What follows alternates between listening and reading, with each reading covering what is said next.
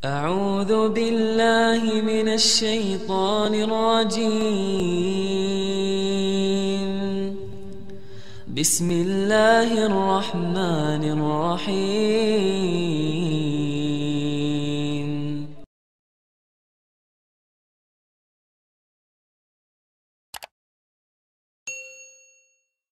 Karena di saat hari kiamat seluruh makhluk Allah subhanahu wa ta'ala, seluruh manusia, bahkan bangsa jin, semuanya berdiri habis dibangkit oleh Allah subhanahu wa ta'ala. Semuanya berdiri di hadapan Allah menunggu hisab dimulai lebih dari 50.000 tahun. Bisa enggak terbayang berdiri berapa lama? 50.000 tahun. Dan semuanya keadaan laki dan perempuan sebagaimana baru dilahirkan. Bisa enggak Bapak Ibu terbayang? Sekarang mohon maaf, ibu-ibu yang begitu berjilbab, pakaiannya yang rapi dan sopan, Masya Allah, tertib, bersih, make up, cerah mukanya, bisa menarik perhatian. Betul nggak? Bagaimana di hari kiamat? Semuanya di satu tempat, disamakan, laki sama perempuan campur, dan semuanya dalam keadaan sebagaimana baru dilahirkan, tidak berpakaian apa-apa. Ketika Rasul menceritakan kepada Siti Aisyah pun kaget. Ya Rasulullah, laki dan perempuan sama-sama. Kefikiran Siti Aisyah kemana? Malu dilihat oleh orang. Apa kata Rasulullah SAW? Wahai Aisyah, di saat itu kesibukan manusia pandang kepada Allah subhanahu wa ta'ala, menunggu hisab lebih daripada kefikiran yang lain. Bisa enggak terbayang? Saya yakin tidak bisa terbayang. Mohon maaf, apapun kesibukannya, biarpun dahsyat yang menarik perhatian, tetap ada kesempatan masih cuci mata. Betul enggak?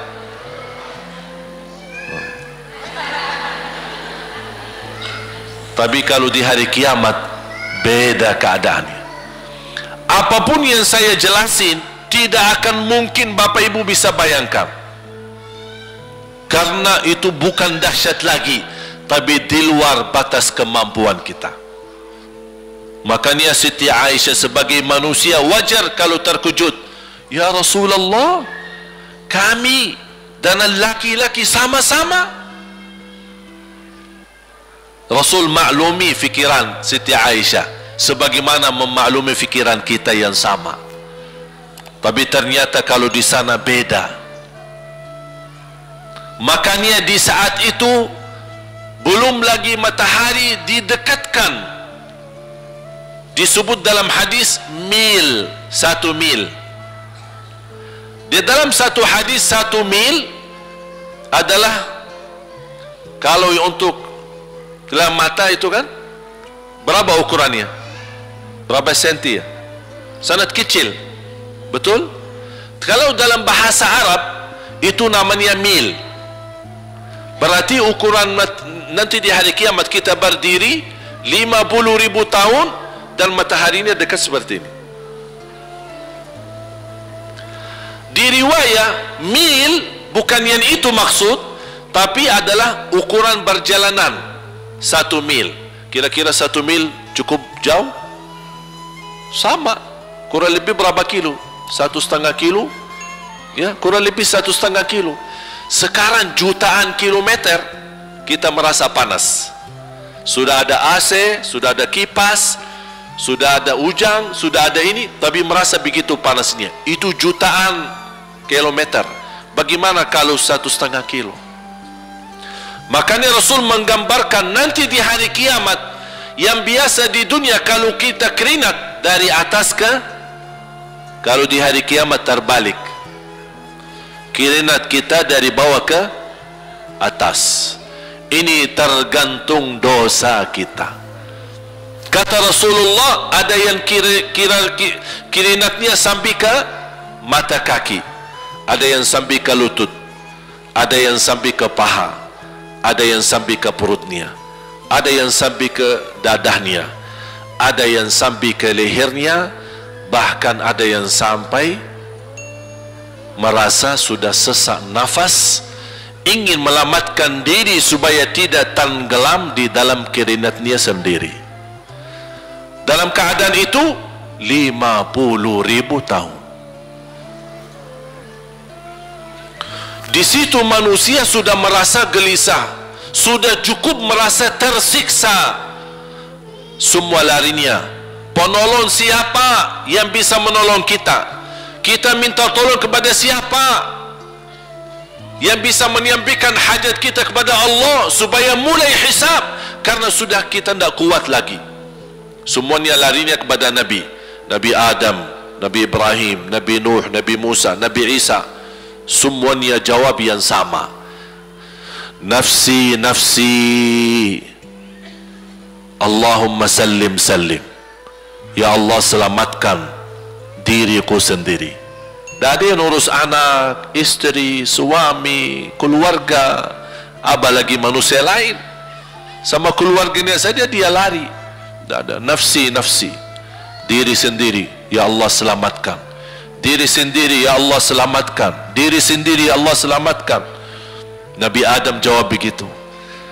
Suruh, barangkali Nabi Nuh bisa bantu kalian.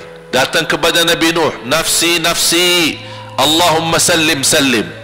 Datang kepada Nabi Musa, nafsi, nafsi, Allahumma sallim, sallim. Datang ke Nabi Isa, nafsi, nafsi, Allahumma sallim, sallim.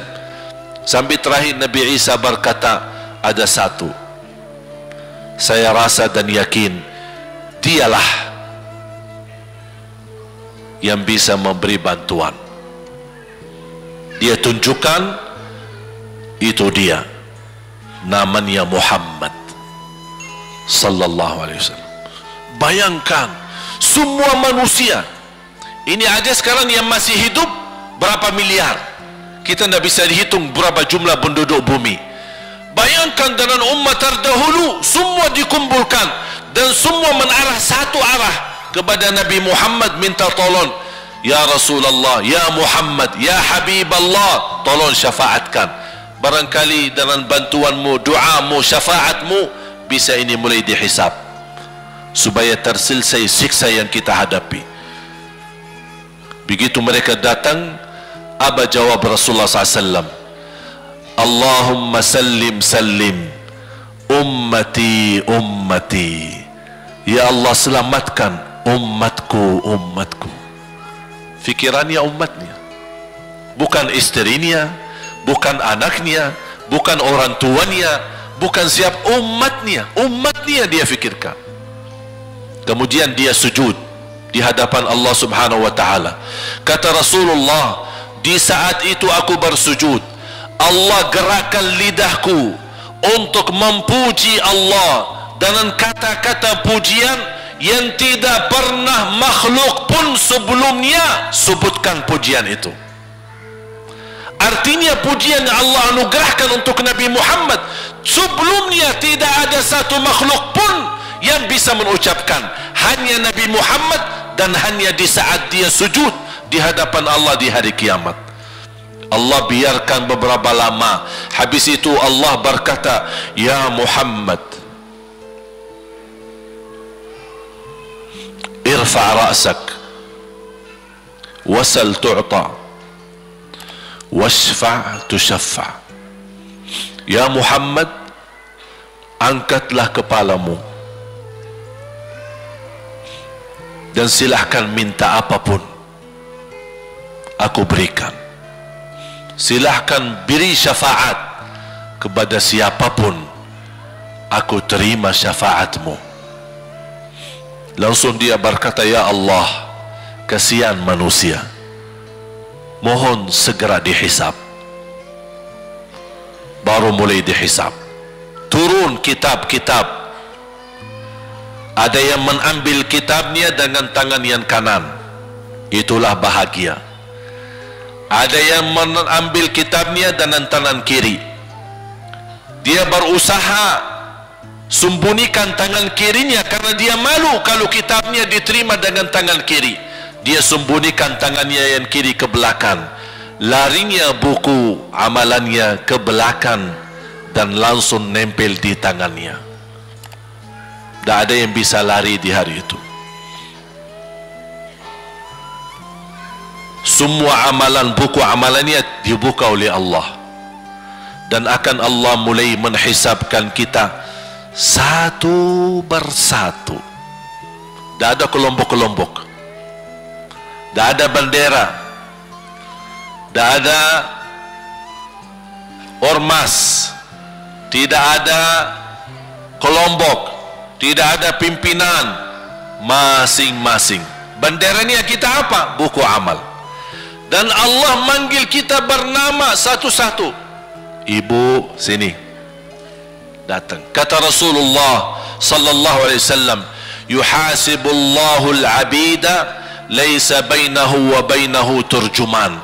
Allah akan hisab hamba-hambanya satu demi satu, bersatu-bersatu, dan tidak ada penerjemah. Jadi tidak bagi terjemah, translate.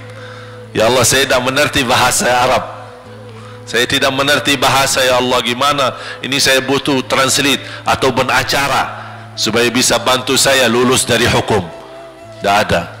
Yang hakim Allah, keputusannya Allah, yang menentukan Allah, mahkamah yang dikuasai Allah, hamba di hadapan Allah, saksi semua, tangan saksi, mata saksi, lidah saksi, kaki saksi, buku amal saksi, malaikat saksi. Bagaimana kita mau lari? Ditanya oleh Allah, hei hambaku, ingat enggak di malam itu, di tempat itu, kamu berlakukan dosa itu? Seorang hamba yang masih memiliki iman, dia merasa dan ingat, dan dia merasa malu, dia tunduk kepalanya. Kata Allah, malu ya, malu. Tunduk, ya malu ya Allah, malu, malu. Dan subhanallah, tanda rahmat Allah, ketika Allah bertanya dengan kita, tak ada orang lain yang bisa lihat. Supaya apa? Supaya hisab kita di antara kita sama Allah tidak terbocor kepada orang lain, supaya tidak malu sama orang lain. Allahu Akbar. Habis kita sudah raku diri, ya Allah, saya ingat dan saya rasa salah dan saya malu. Apa kata Allah? Waktu itu kamu lakukan dosa itu, aku tutupi,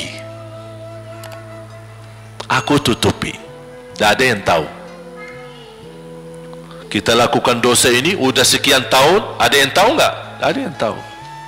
Karena kita lakukan di saat sembunyi. Kata Allah, di saat itu kamu lakukan dan kamu tahu itu dosa, tapi aku tutupi supaya kamu jangan menjadi malu di depan keluarga atau di depan sahabat. Aku tutupi. Dan aku sekarang sudah menutupi dosamu di dunia, dan sekarang aku hapuskan dan ampuni dosamu di akhirat. Allahu Akbar. Disitulah terasa anugerah, ampunan Allah yang maha kuasa. Dan Allah di saat itu mampu menghukum kita. Dan kalau Allah menghukum kita, Allah tidak pernah menzalimi kita. Justru itu keadilan Allah, tapi Allah tidak memperlakukan keadilannya, justru yang mendahulukan ampunan dan kasih sayangnya.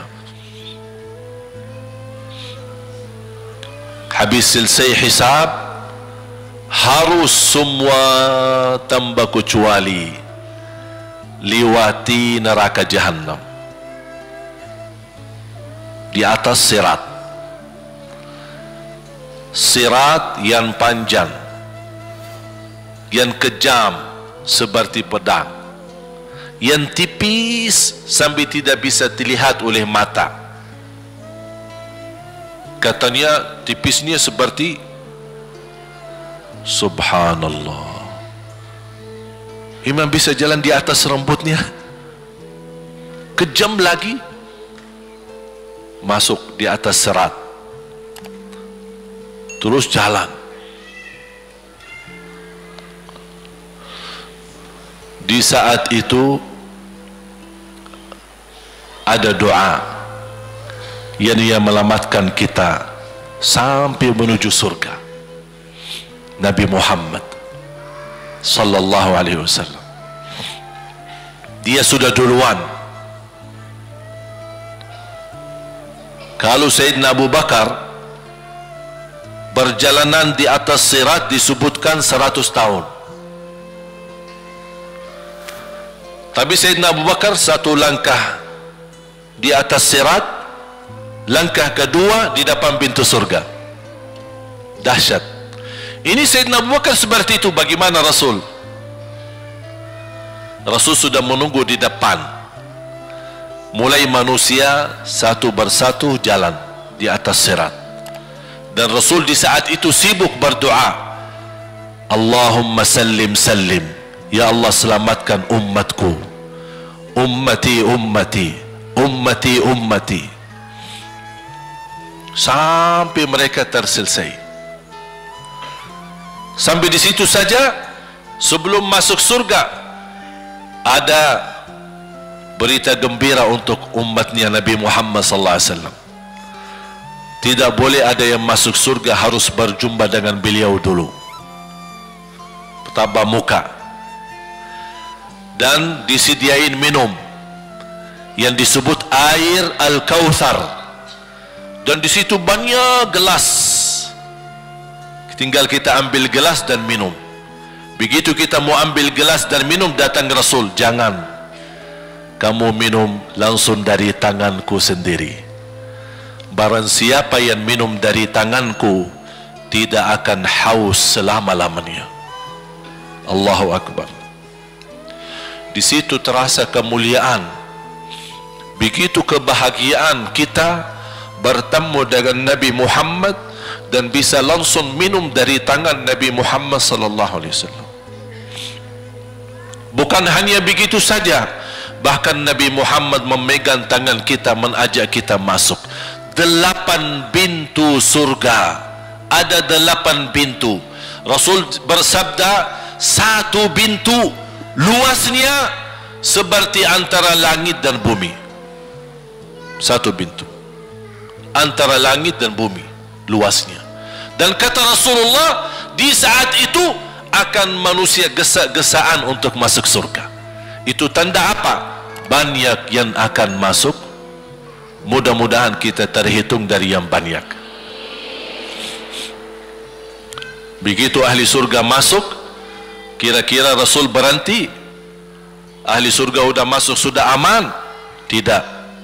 Rasul balik lagi, keluar dan menuju dari langkah sirat yang pertama, melihat ada enggak ternyata ada di antara umatnya yang tersisa, yang dosanya terlalu banyak, gesa-gesaan di jalan, merangkak di jalan sampai jatuh di dalam neraka.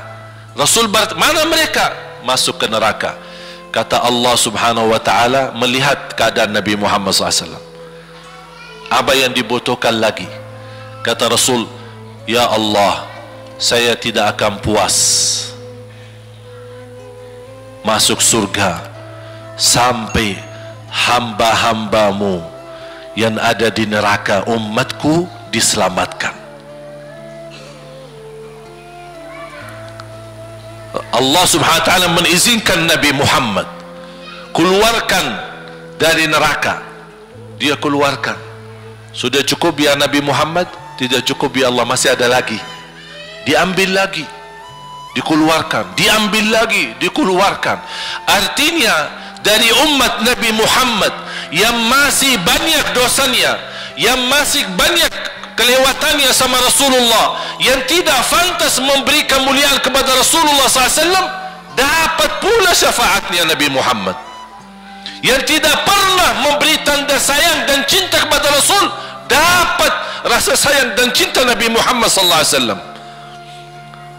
Sambil kata malaikat Jibril, demi Allah saya melihat Nabi Muhammad mengambil manusia dari neraka Jahannam, diselamatkan dari siksa dan membawa mereka ke surga. Kata malaikat Jibril, sambil aku kira tidak ada lagi yang tersisa di neraka Jahannam, saking banyaknya yang dikeluarkan oleh Rasul. Itu syafaat Rasul sallallahu alaihi wasallam.